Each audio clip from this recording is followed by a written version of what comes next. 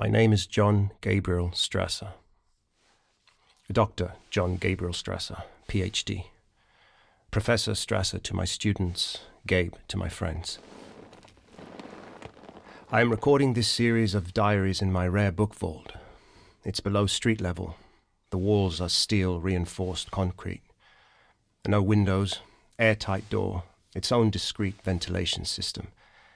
Many of the books in this collection are one of a kind, and most of them require a climate-controlled environment to survive. I am making these recordings because I don't understand what's happening to me. But instinct tells me, if I'm not inexplicably succumbing to some type of psychosis, these events may have some kind of significance. So I'm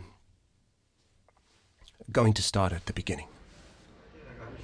Why would the EU make a move like that? It's a reaction to the Fed. They feel like if they give another inch, they're going to be in economic handcuffs. Especially with what's happening to the euro. Macron and Trudeau are the leaders of the free world now. Oh, come on. It's pretty clear America's back at the table. Yeah, for how long? We were this close to finding ourselves living in a failed state. You're right. Very friggin' scary. Move! I want the aisle. You're such a pain in the ass. Shh! Here he comes. You stop with this, please, like every time. Oh, it's outrageous. No professor should ever look like that. Ever. What a waste. So, transfer out if you really can't stand it. Sexist piglet. Not a chance. Hey, Professor Strasser.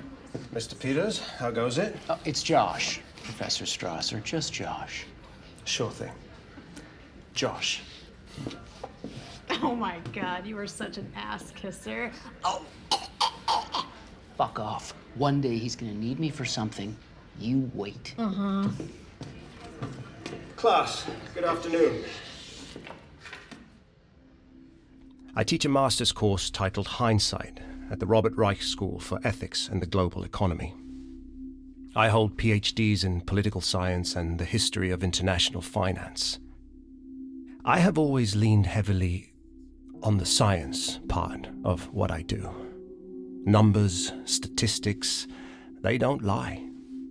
They allow you to extrapolate the patterns and truths in human behavior that track through history, to understand events that would otherwise be deemed mysteries, random events. The inexplicable vagaries of the human psyche, fanaticism, the overwhelming religious impulse, the need for a belief system that can't be accounted for by science or logic. Because even the so-called esoteric has a basis in number and pattern. And every esoteric belief or symbol has its underpinnings in the day-to-day reality of the believer. Now, there are things that appear to be mysteries, of course.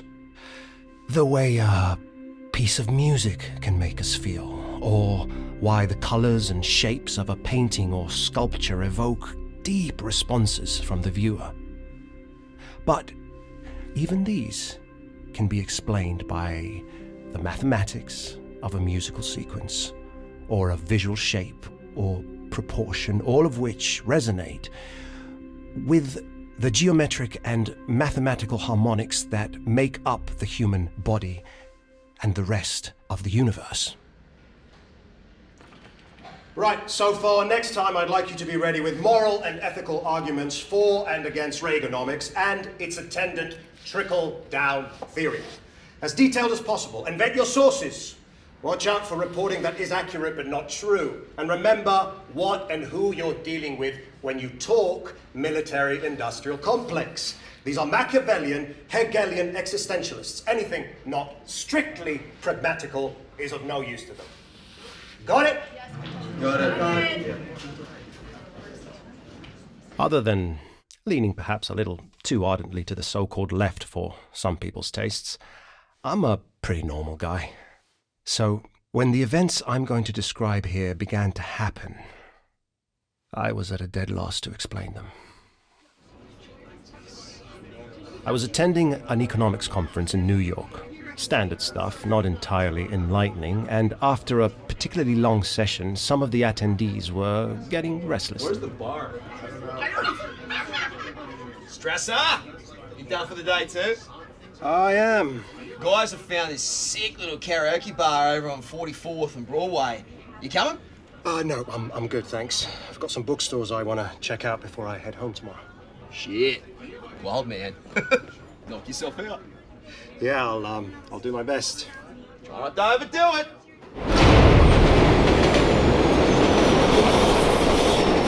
Next stop, Central Park North, 110th Street.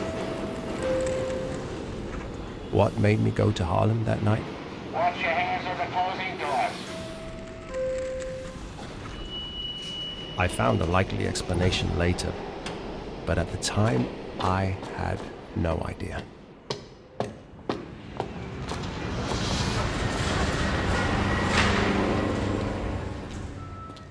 The sign said books, curios, and knickknacks. That alone wouldn't normally have been enough to draw me in.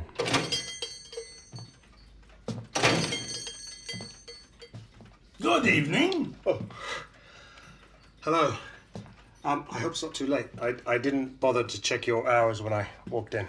Not a worry. Take your time. But I am closing in 10 minutes. Uh-huh. Okay. Got it. Anything in particular you're looking for? No, I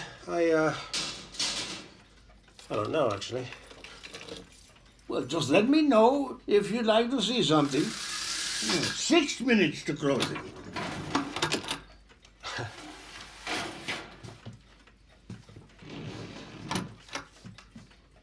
What's this? What's what? Ah, the old Houdini steamer trunk. Houdini.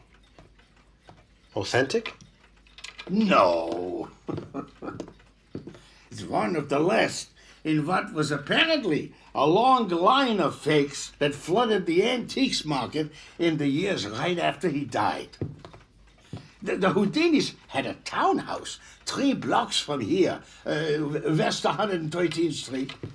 And the guy who sold it to me tried to pretend he'd found it buried in the garden shed. But no, it's a fake. So all the destination labels and stickers and date stamps? Forged. Even the Houdini posters at each end are fake. Here's how you tell. Houdini would personally engrave his real initials, E.W., for Eric Weiss, inside the front right corner of each traveling trunk he had made. This one was filled with junk when I found it, but that was the first thing I looked for, just in case it was the real article, because for that I could get a serious price. You understand? Some serious money. So, I'd look for that right off the bat. But you can see, nothing. How much? To buy? To buy. $50? Done. Can you ship it? For another $50, sure. Amex, okay. How many minutes left? Let's run the car. Wait for it. Right under the wire. Sign here.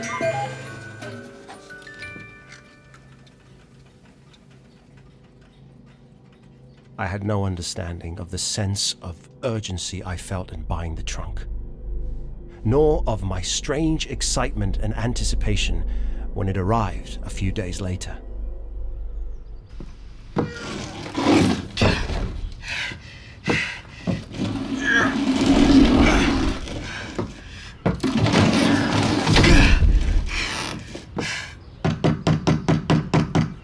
Yep, come in.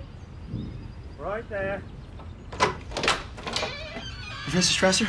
That's me. This must be my trunk. Sign here, please. There you go. Thanks. Heavy.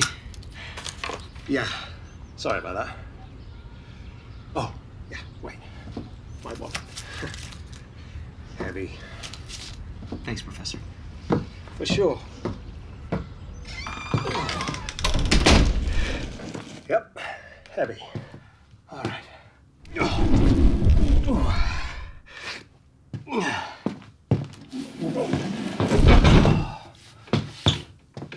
Okay. There we go. If it was the real thing, the dealer said it should have had Houdini's real initials, E.W., for Eric Weiss, carved inside the front right corner.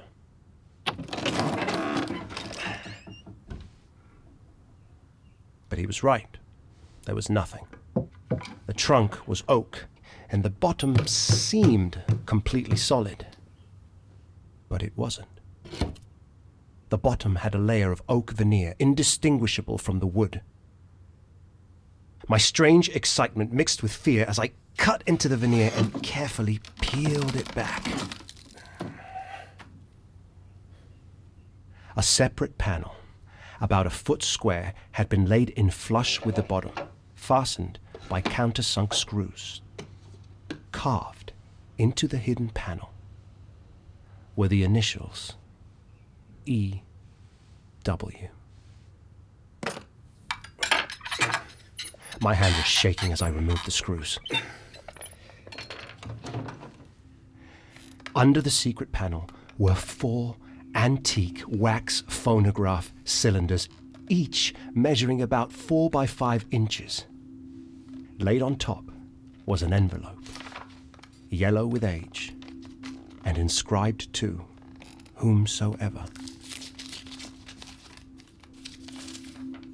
The handwritten note inside was signed, Harry Houdini.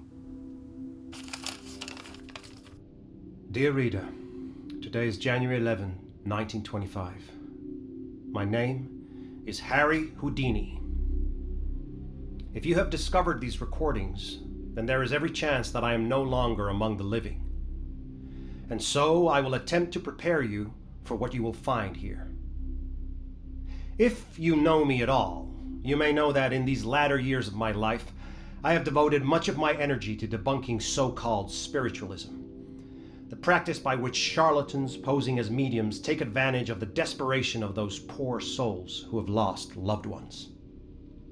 And what, you might rightly ask, first drew me to assume such an odd and oddly dangerous endeavor? It all began 10 years ago, when I was asked to investigate a curious and disturbing case, the case of Madame Valeria Koslova. Over the years, I have met many genuine spiritualists, people who believe with all their heart and soul that communication with a departed loved one is absolutely possible. The people I was asked to investigate are not that. Oh yes, they may cloak themselves in the garb of spiritualism, but they themselves are most profoundly not spiritualists. Instead, they prey on the grief-stricken and the neurotic, using techniques employed by corrupt priestcraft and ancient religious cults for the purposes of keeping the mass of the uneducated in ignorance and servitude. And what addictive servitude it is, as these vile impostors drain their captive audience dry of every drop of wealth and worldly goods they possess, while they hold out empty promises of reunion with the departed. In the years since the first case, I have been able to unmask and debunk each and every case of communication from beyond the grave that I have taken on, but not the first one. The Koslova case led me to discover a world that exists alongside our own, a world which exerts a brutal and pervasive influence on our daily lives that most people have no knowledge or understanding of. It is this other world that I strive now to unmask. It has become my life's work, with Bess at my side. Our work continues, and the danger increases every day. I am making these recordings in the event that I fail to survive what I have uncovered. I will say no more, but to implore you, dear listener, to find your own conclusions based on the events as I recount them here. I will start at the beginning.